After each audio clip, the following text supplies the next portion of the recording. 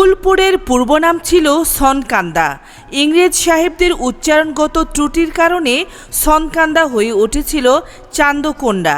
কেউ কেউ আবার চাঁদকোন্ডাও লিখতেন।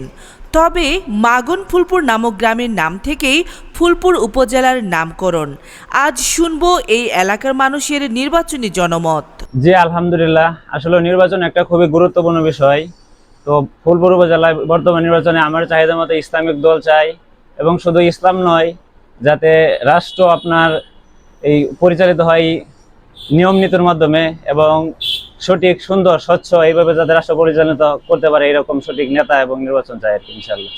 আমার মনে হয় আমি এরকম লোক চাই, সৎ, নিষ্ঠাবান এবং কর্মঠ, এবং যে আমাদের জন্য কাজ করতে পারবে, গরিবকে সহায়তা করবে, দুর্নীতি দমন করবে, এইরকম লোকের আমরা চাই।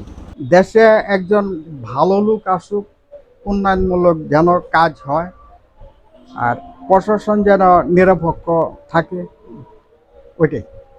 নতুন পুরাতন বলি না, যে সরকার ভালো হবো, মুসলমানের জন্য ভালো কাজ করবো, ইসলামের জন্য কাজ করবো, এই ভালো সরকার স্যার। নতুন আর পুরান বলি না, যেটা সুন্দর করে দেশ চালাইবো তাকেই আমরা চাই। আমরা মানে সুন্দরটাই চাই। এই যে কয়েক বছরের মধ্যে আমরা কোনো ভোট কি জিনিস বলতে পারি নাই, তখন আমরা ভোটটা যে করলে সুন্দর করে দিতে পারি, এইরকম জনগণ চাই যে দেশটা সুন্দর রাখতে পারবে।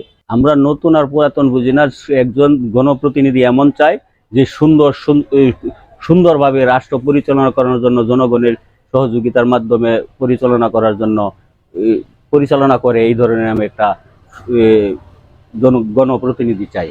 প্রশাসনের তো দায়িত্ব থাকতেই হবে, প্রশাসন ছাড়া তো চলবে না, প্রশাসন থাকতেই হবে। যে আসলেও বিগত সময়ে আমরা দেখতে পাচ্ছি যে আইন শৃঙ্খলা বাহিনী নির্বাচনের ক্ষেত্রে, বিশেষ করে ফ্যাসিস্ট সরকার ছিল, তারা যেভাবে বলছে এইভাবে পরিচালনা করছে আর কি।